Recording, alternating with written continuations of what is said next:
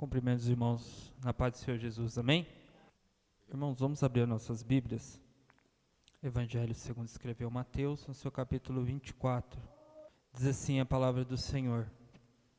Eu vou fazer a leitura a partir do versículo 29.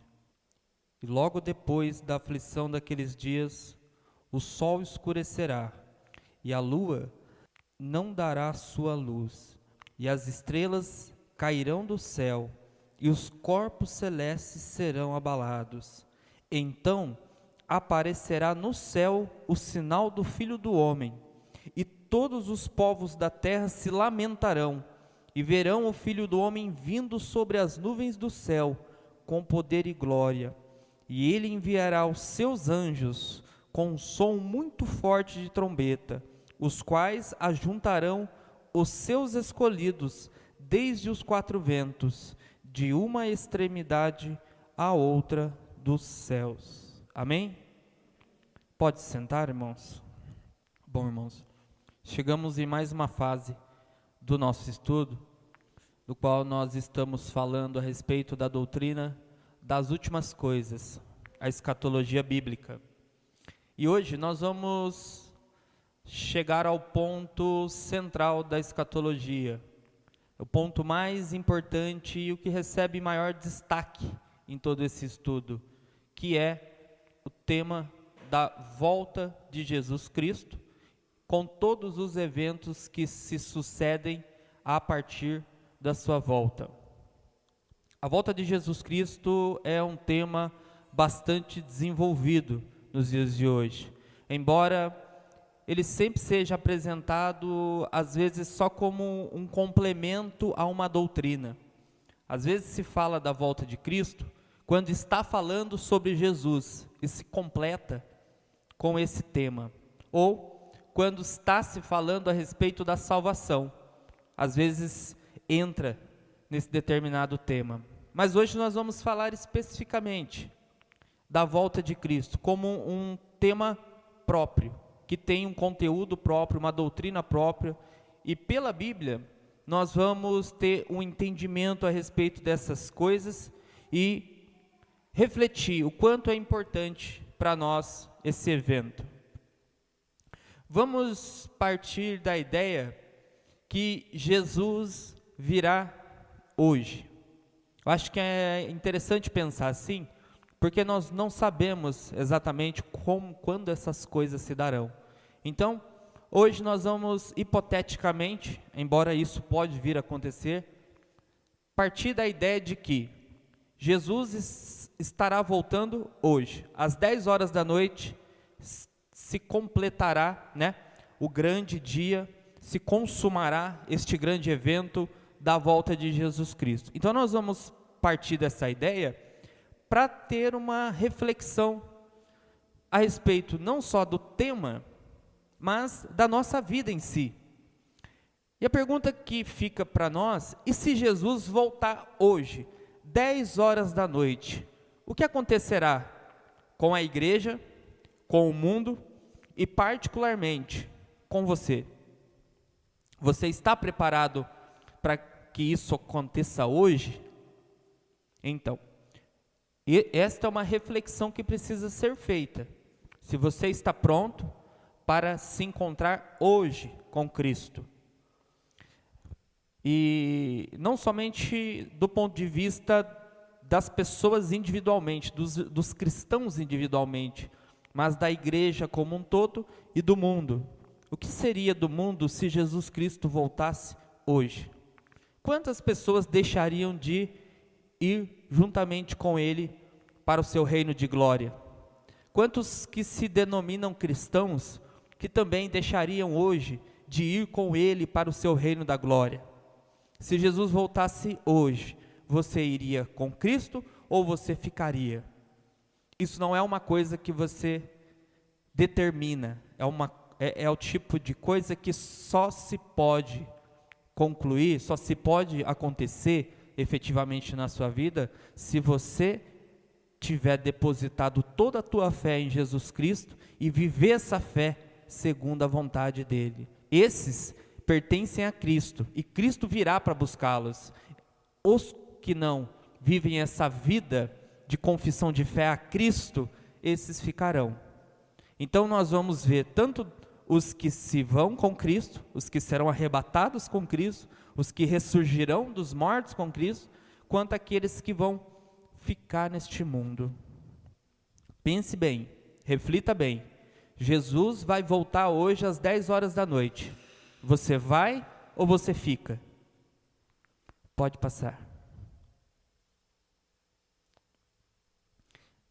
Na semana passada, eu falei a respeito da escatologia individual. E aí eu apresentei para vocês o que era a morte. Nós falamos da morte, a morte física, a morte espiritual e a morte eterna.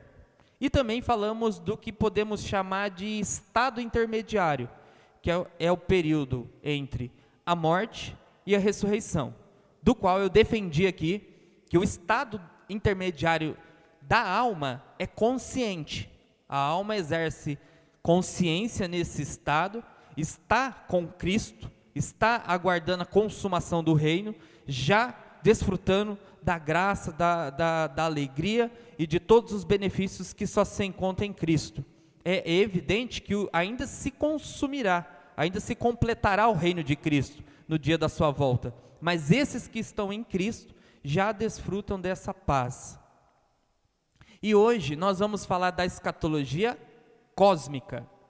O que é a escatologia cósmica? É a escatologia, aquela parte da escatologia que diz respeito a todas as pessoas no mundo, que diz respeito ao cosmo. Cosmo é uma das palavras para mundo na Bíblia. E quando nós falamos a respeito do cosmo, nós estamos falando a eventos que vão se desencadear no evento da volta de Cristo.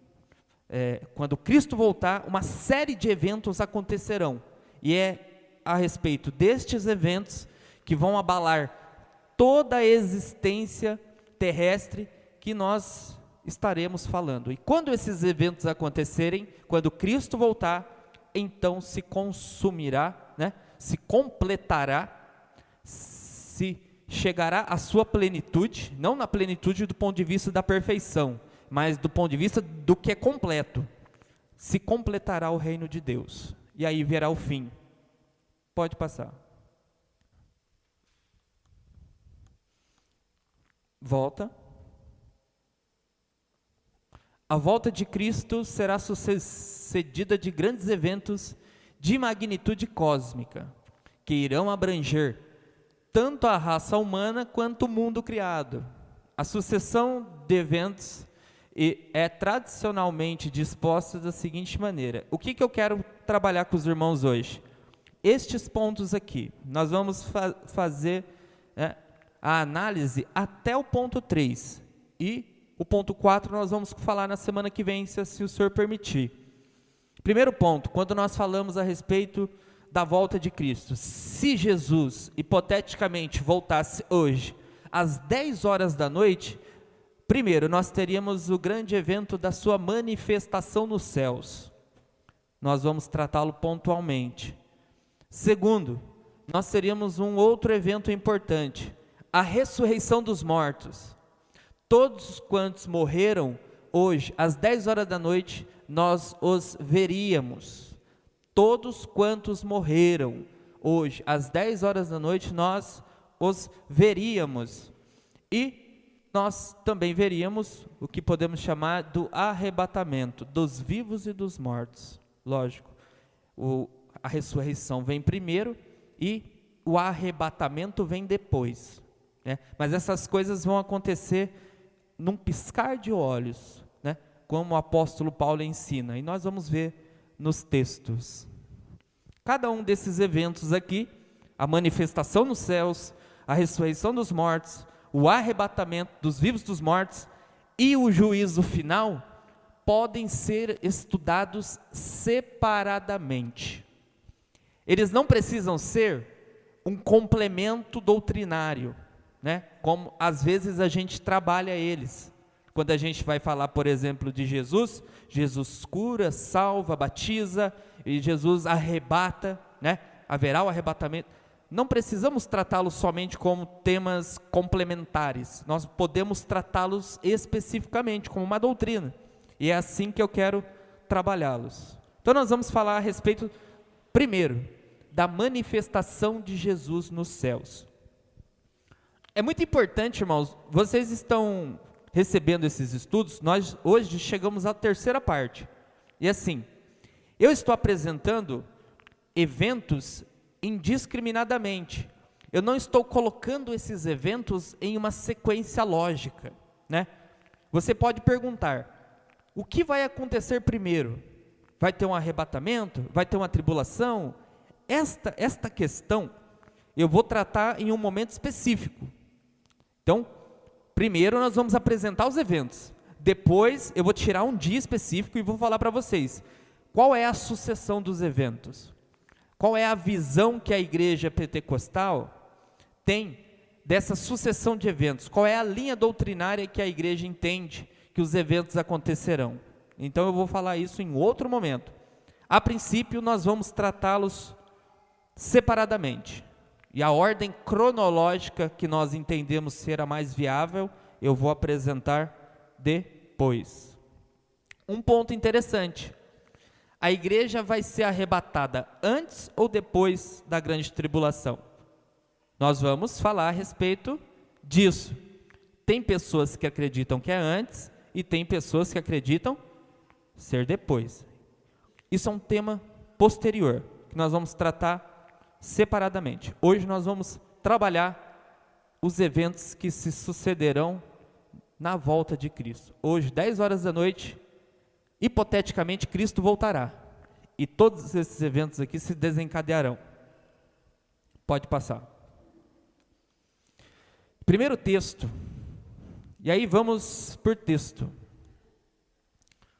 Primeiro texto interessante da palavra do Senhor são os textos em que Jesus promete voltar. Palavras da boca do próprio Jesus, que quando ascendeu aos céus, deixou aos seus discípulos essa promessa fidedigna, fiel e digna de toda aceitação. Ele deixou prometido à sua igreja, aos seus discípulos, dizendo, eu voltarei. E aí nós temos os textos. São esses textos que movem nosso coração e nos dão esperança, e nos fazem crer que as coisas serão diferentes. As palavras de Jesus. E aqui nós temos vários textos que falam sobre este evento. Primeiro texto aqui, Mateus capítulo 24, no versículo 30. Jesus prometendo voltar, diz assim, então aparecerá no céu o sinal do Filho do Homem, e todas as tribos da terra se lamentarão, e verão o Filho do Homem vindo sobre as nuvens dos céus, com grande poder e glória. Promessa de Jesus, todos verão Jesus voltando com grande poder e glória. Palavras dele, dizendo que voltará e todas as nações contemplarão. Alguns lamentarão e outros se alegrarão nesse grande dia. Segundo texto, Mateus capítulo 26, no 64. Disse Jesus, tu disseste, eu digo porém que vereis em breve o Filho do Homem assentado à direita do Todo-Poderoso e vindo sobre as nuvens do céu. Jesus é questionado se ele seria o Cristo, e ele faz esta declaração, vereis em breve, vocês verão em breve, dizendo às autoridades, o Filho do Homem assentado à direita do seu trono e vindo sobre as nuvens dos céus. Essa foi a resposta de Jesus quando questionado se ele era o Cristo. Veja, mais uma palavra, e é interessante aqui destacar na construção do texto, vindo. Nós temos aqui o verbo vindo e também o verbo verão. São dois pontos interessantes nas palavras de Jesus, que ele destaca nas suas palavras que as pessoas vão ver. A sua vinda será visível aos olhos das pessoas. E ele deixa claro que as pessoas verão quando ele estiver vindo. Ele apresenta enfaticamente que vou vir, vocês verão, vocês contemplarão, todos contemplarão. Eu acho isso muito importante nós destacarmos aqui na palavra do Senhor. Pode passar. Ainda Jesus prometendo voltar, ele diz: e então, novamente, verão vir, novamente essa construção textual de ver, né, visão ótica, e me verão vindo, todos verão vir o Filho do Homem nas nuvens, com grande poder e glória. Marcos capítulo 3, versículo 26. Outro ponto interessante que se destaca nas promessas de Jesus à sua volta é a ideia das nuvens, Jesus voltando dos céus. Então, assim, no nosso imaginário, nós começamos a criar uma ideia. Eu acho que qualquer um de vocês aqui tem um quadro montado na mente, quando nós falamos dessas coisas, o que seria mais ou menos Jesus voltando. Você olhando para os céus e vendo os céus se abrindo, aquela luz, o raiar, né, aquele fulgor, e Jesus se aproximando para buscar a sua igreja, seguido de uma série de eventos, de tocar de trombetas. Eu acho que todo mundo tem essa ideia construída já na imaginação. E o texto, ele apresenta isso como uma verdade. Segundo texto aqui, Lucas 21, 27, diz assim: e então, novamente, verão vir o Filho do Homem numa nuvem, com poder e com grande glória. Poder e glória também são dois pontos que se destacam. A glória é a glória do rei, da majestade que está chegando, e o poder são todos os seus eventos que estão sucedendo, o poder de ressuscitar os mortos e o poder de exercer um juízo e um domínio sobre todo mundo. É o reino dele chegando, é o reino dele se completando e sendo estabelecido para todo sempre. Ainda as palavras de Jesus: e quando eu for e vos preparar lugar, virei outra vez e vos levarei para mim mesmo, para que onde eu estiver, estejais vós também. Mais uma palavra de Jesus importante, e novamente ali a construção: virei outra vez e vos levarei para mim. É uma das promessas de Jesus, prometendo voltar. Essa promessa, inclusive, ele fez aos seus discípulos, juntamente com as demais, mas ele deixou especificamente aos seus discípulos, dizendo que voltaria para buscá-los. Eu vou voltar outra vez. Foi uma mensagem enfática da parte de Jesus. Em todo momento, nós vamos ver em todos os evangelhos essa mesma construção. Jesus deixando claro: eu vou voltar para vocês, eu vou retornar a vocês. E essa promessa é uma promessa que nós guardamos e esperamos com paciência. Veja, uma promessa feita há mais de 2000 anos, mas o nosso coração ainda anseia por essa promessa. E o desejo e o aguardar da volta de Cristo está no coração da sua igreja, dos que de fato esperam e aguardam o seu retorno.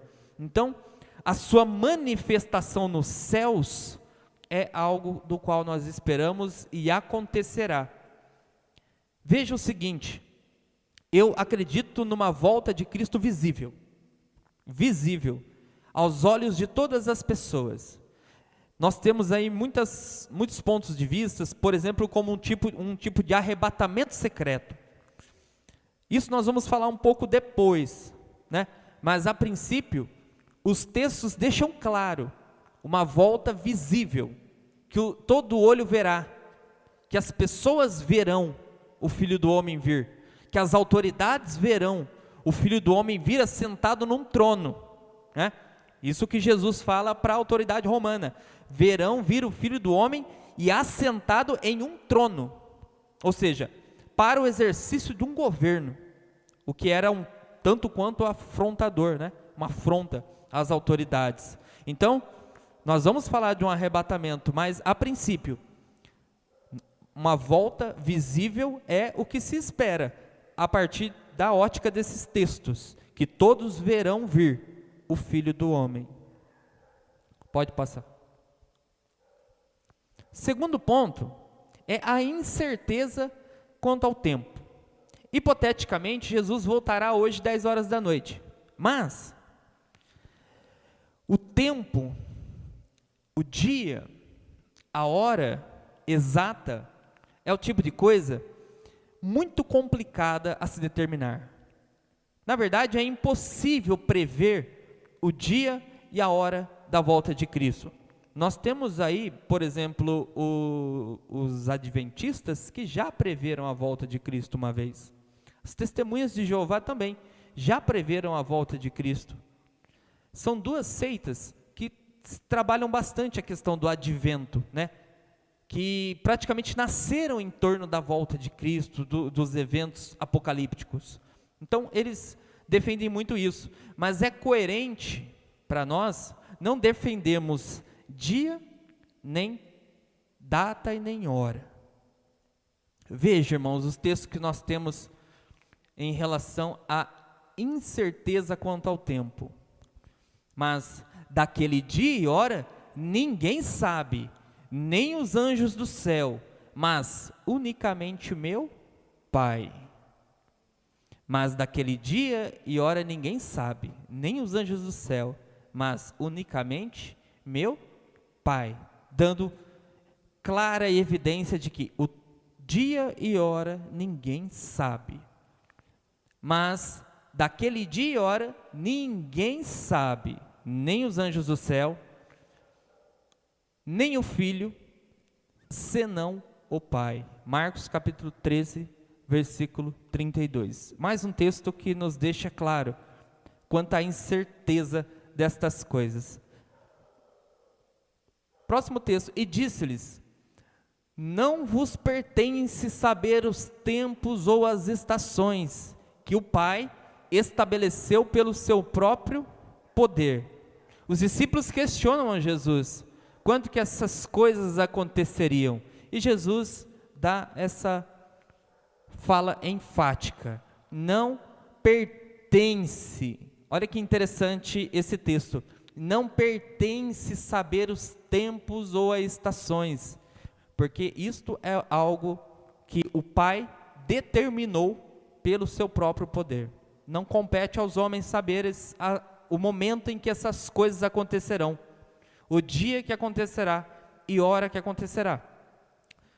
Embora nós temos muitos sinais, e assim, às vezes eu entendo que há uma má compreensão dos sinais que Jesus disse que antecederiam sua volta. Por quê? Os sinais que estão associados à volta de Jesus, eles, na verdade, são para nos lembrar de que Jesus prometeu voltar e vai voltar. Mas esses sinais, eles não indicam tempo. Por que não indicam tempo? Porque todos os sinais que Cristo deixou, eles praticamente estavam acontecendo no evento em que Cristo ascendeu aos céus. Nós tivemos guerras, tivemos pragas, tivemos falsos profetas, todos no primeiro século. No primeiro século da igreja nós já temos esses eventos. E nos séculos seguintes, a história de Roma praticamente é uma história de guerras.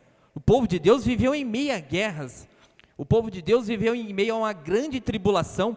No primeiro, segundo, terceiro séculos, nós estudamos a perseguição aos cristãos e a quantidade de cristãos que eram mortos. Eles já viviam todas essas coisas. Mas é importante você notar que esses sinais, eles não indicam tempo, eles indicam a promessa. Eles quando acontecem, é para nos dizer: olha, vocês lembram a promessa de Jesus? Estas coisas, esses sinais, eles nos conduzem a não esquecer a volta de Jesus, mas eles não têm condições de indicar tempo, Porque o dia e hora ninguém sabe, nem mesmo os sinais, nem que todos esses sinais cheguem a um ponto culminante, né? Nem que esses sinais se intensifiquem. Isso não quer indicar um tempo, e os sinais indicam a promessa. Todas as vezes que você escutar um rumor de guerra, você lembra daquilo que Jesus disse: prometo voltar. Quando você vê um falso profeta enganando pessoas, você lembra, isso aí, Jesus prometeu voltar. São sinais que indicam a promessa e não indicativo de tempo, porque o tempo ninguém sabe, somente Deus. Pode passar. Você sabe o que significa iminência? Sabe? Alguém sabe o que significa iminência? Exatamente. O sentido de iminência é algo que está prestes a acontecer. Pode acontecer a qualquer momento, né? Nós estamos à iminência de uma guerra. Nós estamos à iminência de um desastre natural. É semelhante àquele problema da barragem em Brumadinho, né? A qualquer momento sabiam que aquilo poderia acontecer. Não sabiam o momento exato, mas estava prestes a acontecer. E o que nós podemos entender da volta de Cristo? A volta de Cristo é um evento que tem que ser tratado dessa forma. Todo o período da sua existência, que você aguarda a volta de Cristo, voltando Cristo ou não, mesmo se Ele não voltar e o nosso corpo desfalecer, nós viemos voltar ao pó, nós precisamos estar sempre em iminência, sempre com o sentimento de esperando que algo está prestes a acontecer, porque a partir do momento que você não tiver esse sentimento no seu coração, você pode se cegar em relação à fé, porque a fé é assim, a fé te leva a viver uma iminência, a fé te leva em sua plenitude a viver esse sentimento de que tudo o que eu estou vivendo vai se completar a qualquer momento. Eu acho que a fé verdadeira, ela tende a impulsionar a nossa vida nesse sentido. A qualquer momento eu estarei com o meu Deus, a qualquer momento o meu Deus virá para me buscar. A qualquer momento eu serei abençoado, a qualquer momento a minha história, a minha vida, essa situação que eu estou passando pode mudar. As pessoas vivem sempre assim, esperando que a qualquer momento algo aconteça. E tamanho é esse milagre da volta de Cristo, que é algo que nós temos que tratar dessa maneira. Está prestes a acontecer. O nosso coração jamais se perderá, se nós tivermos esse cuidado radical. Tem que ser tratado com certa radicalidade. Cristo está prestes a voltar. Eu não vou me envolver em pecado. Eu não vou me envolver em coisa errada. Eu não vou, por um segundo, extraviar o meu coração. Porque se eu fizer isso, Cristo pode voltar exatamente nesse momento. Esse é o sentimento. Só que esse sentimento não é um sentimento de pânico. É um sentimento que tem que se acomodar, né? Que tem que se adaptar na nossa vida e ser vivido naturalmente, ser uma vida natural de iminência, né? A todo tempo saber que eu não posso me envolver com coisas erradas porque estou aguardando Cristo me buscar. E aí nós temos os textos são maravilhosos, veja, porque a ardente expectação da criatura espera a manifestação dos filhos de Deus. Filhos de Deus aqui entenda como anjos. A criação tem uma ardente expectativa, né, de aguardar a manifestação dos filhos de Deus, dos anjos dos céus, que ajuntarão a sua igreja. E entenda, a criatura, não pense somente na raça humana, porque toda a existência criada espera uma redenção. Os animais aguardam uma redenção, não uma redenção no sentido de perdão dos pecados, redenção no sentido de resgate, né? Do restabelecimento da ordem, do restabelecimento em meio ao caos. Então, tudo que foi criado hoje está em volta ao caos, o caos do pecado, porque o pecado ele entrou em todas as áreas da existência, e toda a existência sofre com isso, e toda a terra geme com isso. Então, a redenção, a volta de Cristo, ela tem um aspecto mais amplo, de trazer redenção, de fazer novo todas as coisas para todos, inclusive aos seres inferiores, que são os animais. De maneira que nenhum dom vos falta. Paulo falando a respeito da igreja de Coríntios. Nenhum dom falta a vocês.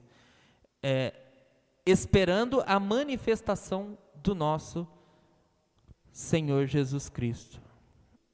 No primeiro texto nós vemos o termo espera.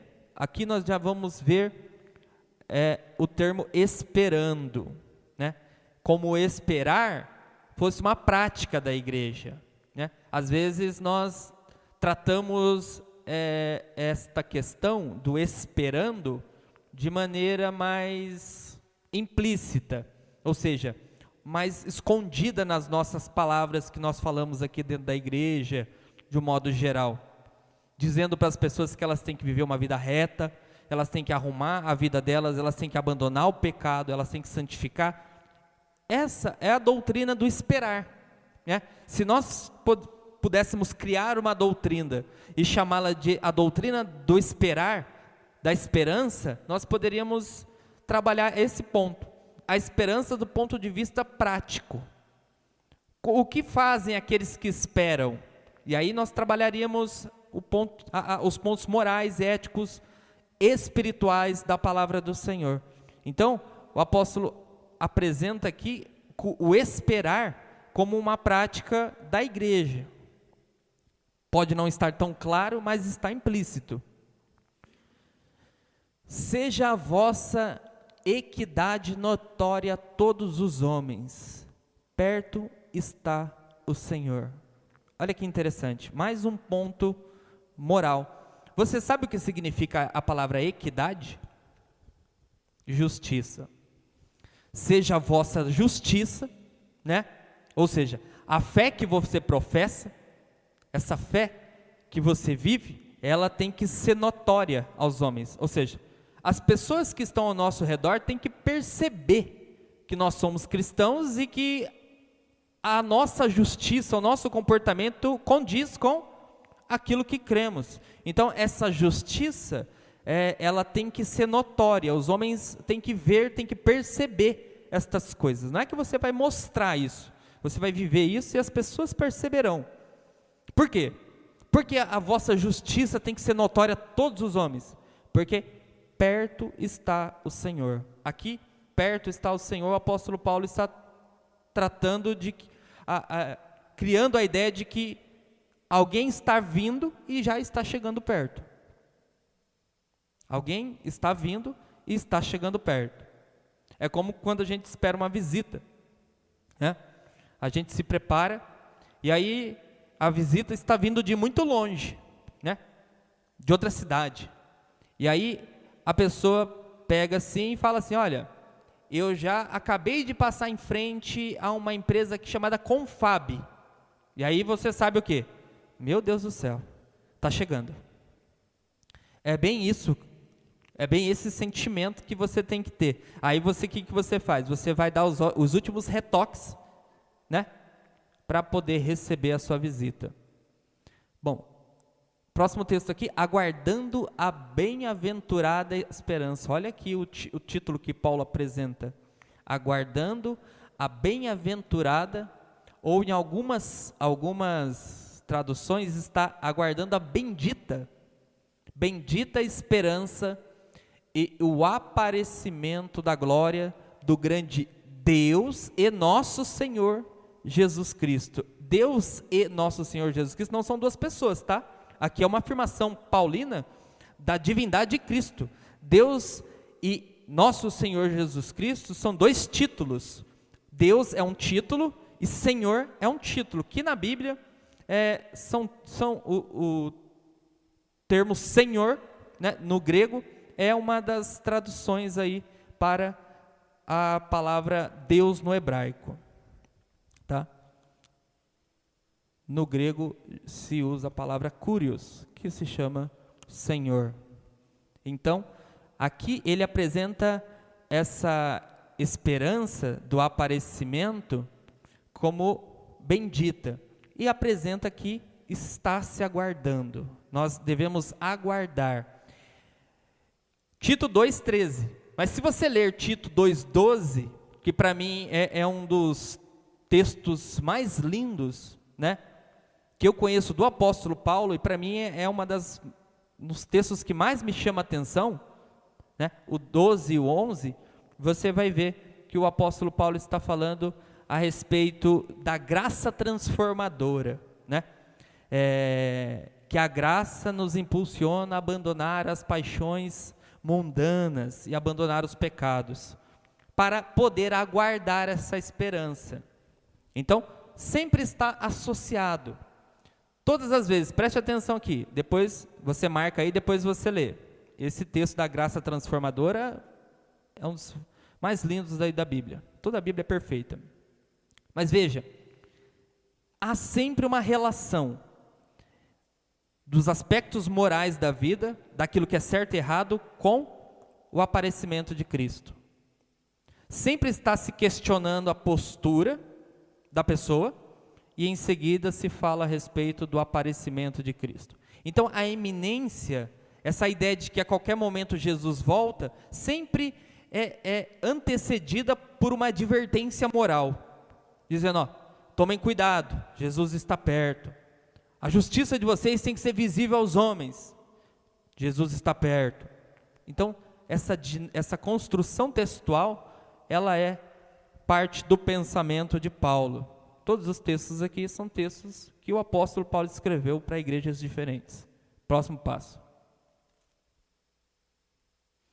A sua volta será visível, já falei isso, e acompanhada de eventos da natureza. Veja bem, se você na sua imaginação criou alguma coisa em torno de o céu se abrindo, aqui nós temos uma referência melhor.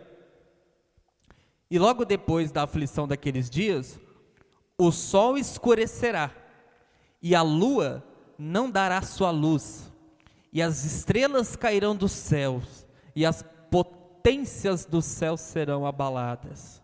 A volta de Cristo será precedida, ou esses eventos ocorrerão simultaneamente à sua volta, de eventos naturais.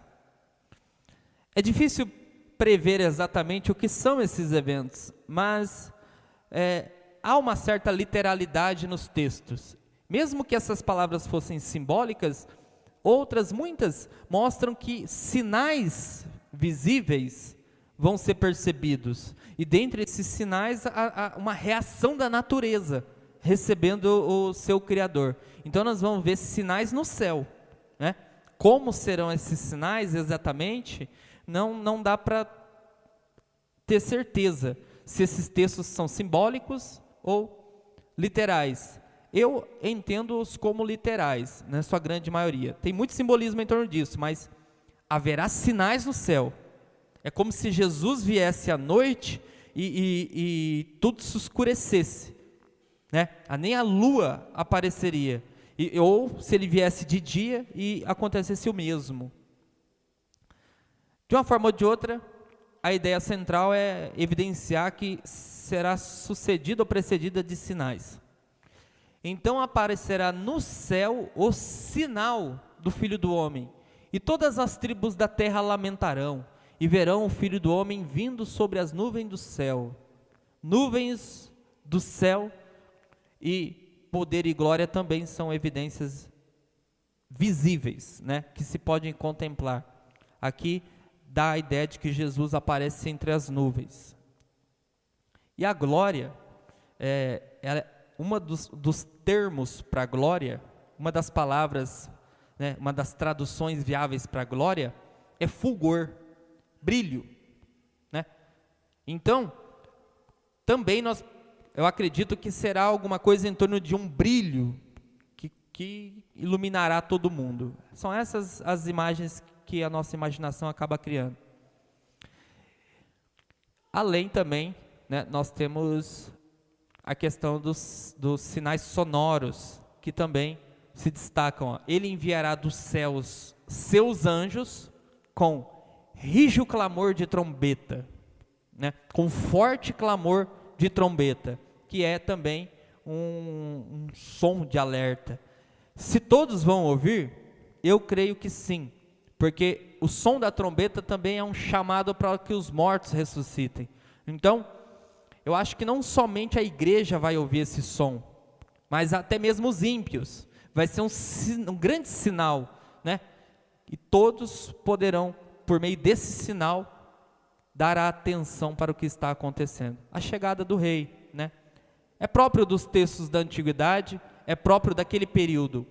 Quando, por exemplo, o rei Herodes chegava a uma das suas províncias, o que acontecia? Os guardas tocavam trombeta para anunciar àquela cidade o quê? O rei chegou. E da mesma forma, na construção de Paulo, nas palavras de Paulo, Cristo é rei. Então ele apresenta as trombetas, bem como nos evangelhos, aqui se trata dos evangelhos, Cristo também sabe que ele é rei, se apresenta com o tocar das trombetas. Só se tocava a trombeta a reis, tá? Na antiguidade. Somente a reis. Pode passar. Então, estes eventos que eu acabei de citar dizem respeito à manifestação de Cristo nos céus. Depois que Cristo manifestar, depois que as pessoas o verem, depois que o céu se abrir, depois que todos esses eventos sucederem, depois que o sinal de trombeta soar, nós temos aqui uma sucessão de um novo evento. Algo novo acontecerá, que é o que podemos chamar de ressurreição dos mortos. O que é a ressurreição dos mortos? César.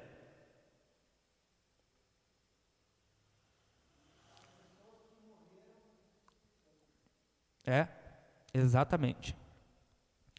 O resultado principal da volta de Cristo é a ressurreição dos mortos. Essa é a base da esperança do crente diante da morte. Nós falamos da morte na semana passada e hoje nós estamos falando aqui já do evento que rompe com o poder da morte, que é o último inimigo a ser vencido. Poderíamos dizer que a ressurreição final será o ato pelo qual os mortos receberão um corpo incorruptível e imortal. Simultaneamente a esse evento, os vivos serão transformados. Pode passar.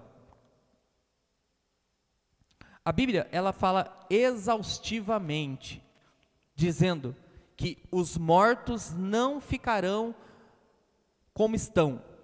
Os mortos voltarão à existência terrena. Os mortos estão vivos, porque para Deus todos vivem, né? Só que a existência pós-morte é uma existência no tempo e no espaço diferente do nosso. Então, a nossa existência terrena é diferente daqueles que já partiram.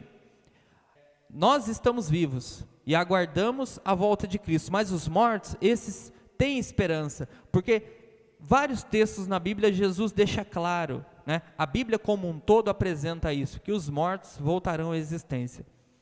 Aqui tem dois textos do Antigo Testamento, e depois nós vamos para o Novo. O primeiro texto aqui é o de Isaías. Olha o que diz o profeta Isaías: os teus mortos e também o meu cadáver viverão e ressuscitarão.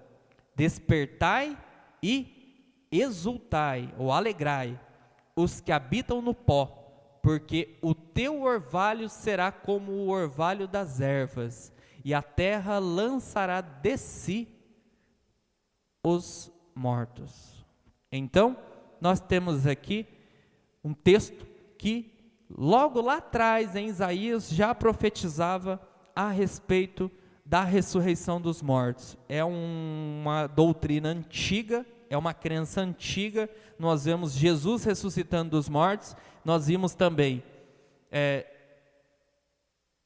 a menina que ressuscitou dos mortos, nós vimos aquele caso, o Lázaro que ressuscitou dos mortos.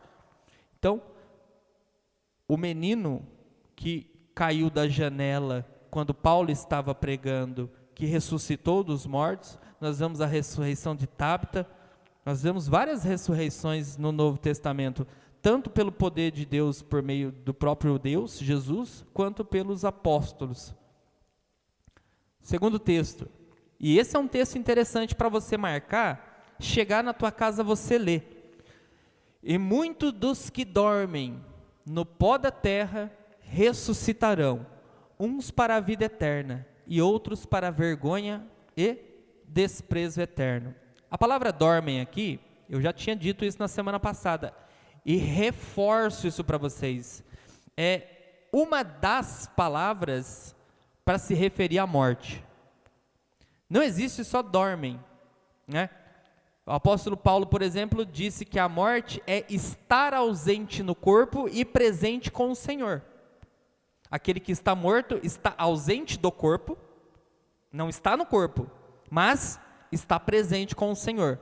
O apóstolo Paulo fala, por exemplo, se o tabernáculo deste corpo se desfizer, temos de Deus um edifício. Então, tabernáculo terrestre também, o desconstruir do tabernáculo, baixar as tendas do tabernáculo, também corresponde à morte. Mas, ele diz claramente, mas tem com Deus um edifício. Ele apresenta a diferença de uma cabana para uma grande construção. E é o que nós temos com Cristo. Então, dormir aqui não é figurado, é uma das muitas palavras para se referir à morte, mas não quer dizer que está dormindo. Nós temos vários textos, eu disse na semana passada, que atestam estado de consciência, né? Por exemplo, o próprio Moisés em Lucas. Moisés está falando com os apóstolos a respeito da ressurreição de Cristo, e todos sabemos que Moisés morreu. Em verdade vos digo, que vem a hora, e agora em que os mortos ouvirão a voz do Filho de Deus, e os que a ouvirem viverão. Esse texto tem dois sentidos, espiritual, né? Mas também evidente que em todo o contexto, ele também tem um sentido literal, de uma ressurreição do corpo, né? Uma ressurreição dos mortos. Disse Jesus: eu sou a ressurreição e a vida, e quem crê em mim, ainda que esteja morto, viverá. Aqui também esse texto tem dois sentidos. É o texto do evento de Lázaro. Aqui nós temos o sentido espiritual, daqueles que estão mortos espiritualmente, se crerem em Cristo viverão, ainda que esteja morto espiritualmente, e literal, da morte física, ainda que esteja morto, se crer em Cristo, viverá. E é essa a esperança que nós temos para os nossos mortos. Aqueles que morreram em Cristo, esses podem ter certeza, que ainda que mortos, viverão. Porque o mesmo Senhor descerá do céu com alarido, com voz de arcanjo e com trombeta de Deus. E os que morreram em Cristo ressuscitarão primeiro. Novamente um sinal audível, e por meio deste sinal, não só todos os povos o verão, mas os mortos ouvirão esse sinal e ressuscitarão. Eles sabem que é o sinal da volta de Cristo, e esses voltarão, inclusive ressuscitarão primeiro. Então esses textos atestam a respeito da ressurreição dos mortos. Pode passar. A Bíblia fala de uma transformação da condição atual dos crentes. Embora seja um pouco difícil dizer com exatidão o que será feito, sabemos que a imortalidade será concedida aos salvos, e estes jamais passarão pela morte, bem como a incorruptibilidade também será concedida a eles, e jamais pecarão novamente contra Deus. Veja, irmãos, a Bíblia fala que os vivos serão transformados. É evidente que os mortos também. A ressurreição em si já corresponderá a uma transformação, né? E essa transformação é um ponto complicado dessa doutrina, né? Aqui nós temos o momento em que a doutrina dá um nó, porque que tipo de transformação é essa? Quais os traços desse corpo, do meu corpo, que serão mantidos quando Jesus o transformar? Será que eu vou ser transformado a partir da idade que eu morrer? Ou da idade em que Cristo voltar? Por exemplo, se Cristo voltar hoje às 10 horas, e eu estou na fase adulta, mas o Otávio não, o Vinícius não, eles estão ainda numa fase de criança. E lá no céu eles serão crianças?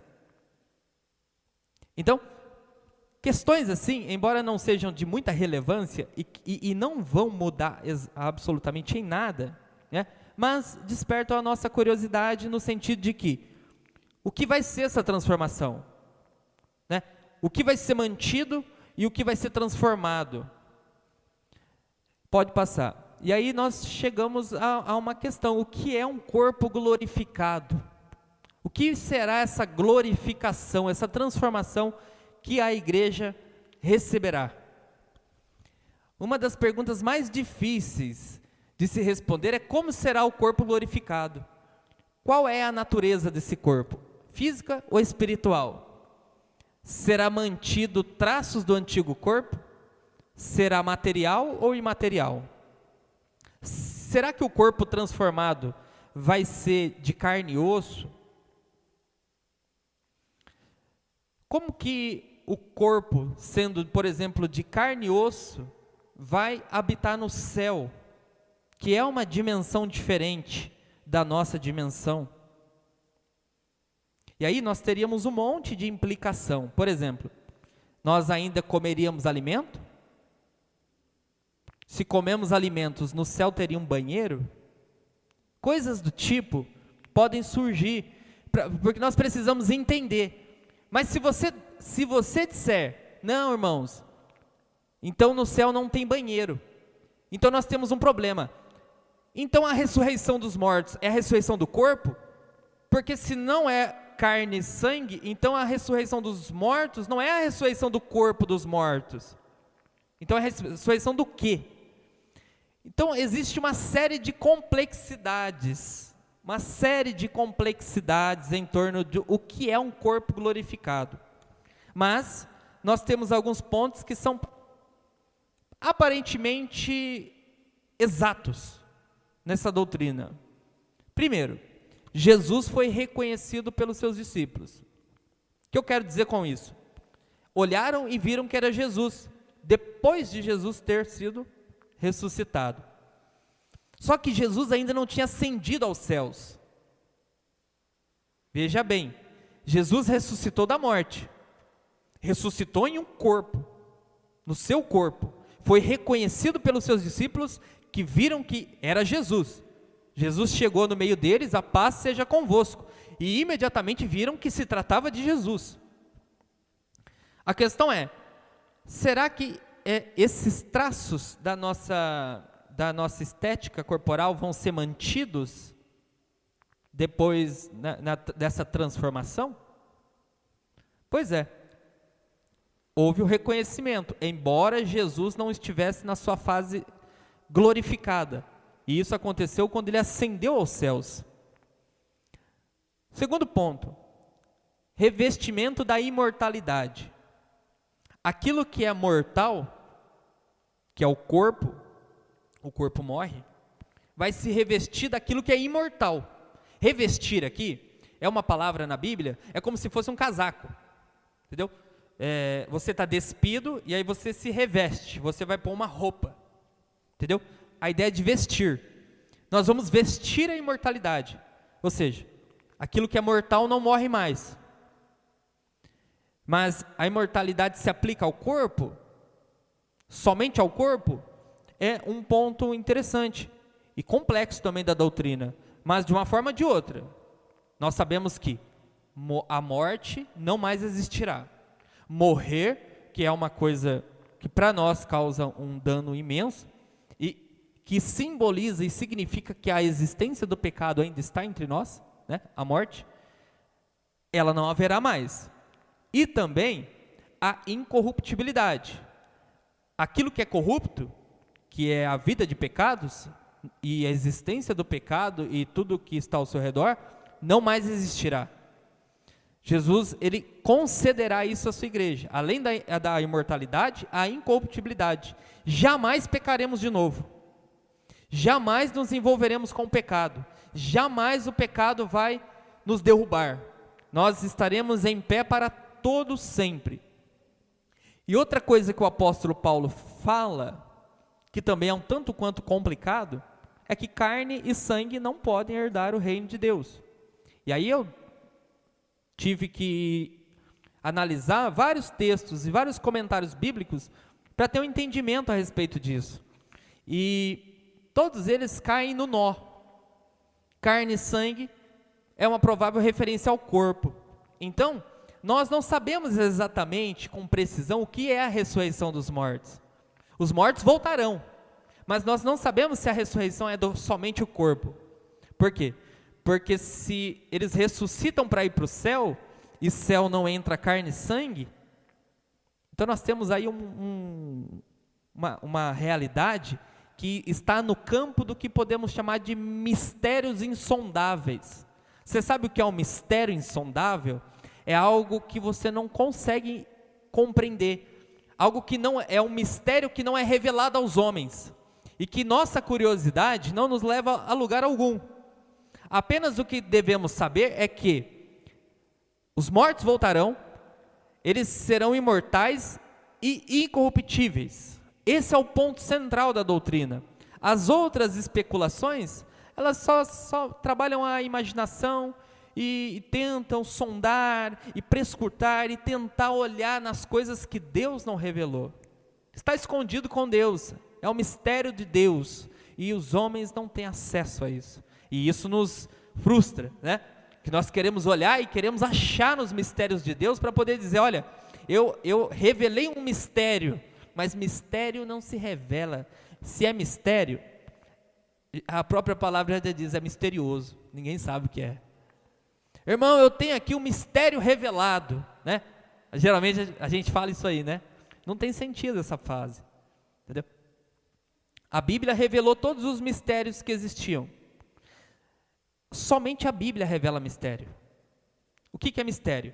Algo que em outro momento Deus não deu aos homens a conhecer e que Ele, pela sua graça, tornou conhecido aos homens.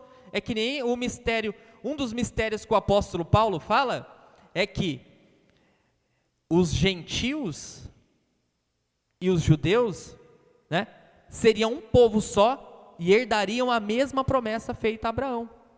É um mistério que estava oculto ao povo judeu, mas que foi revelado em Cristo. Os gentios são co-herdeiros juntamente com os judeus. Onde eu parei? Tá. Na verdade o Vinícius passou, né? Veja bem, a ressurreição, estamos já finalizando, tá? Há uma ressurreição para os mortos justos e ímpios. Justos e ímpios vão ressurgir dos mortos. Vejam, e muitos dos que dormem no pó da terra ressuscitarão, uns para a vida eterna e outros para a vergonha e desprezo eterno. Friso na palavra eterna. Por quê? Porque lá na frente nós vamos falar de céu e inferno, em breve. E céu e eterno são duas coisas, céu e inferno são duas coisas eternas. E eu vou defender a eternidade do inferno e dos céus. Então, já vamos aqui, analisando algumas palavras que falam que a vergonha e o desprezo serão eternos.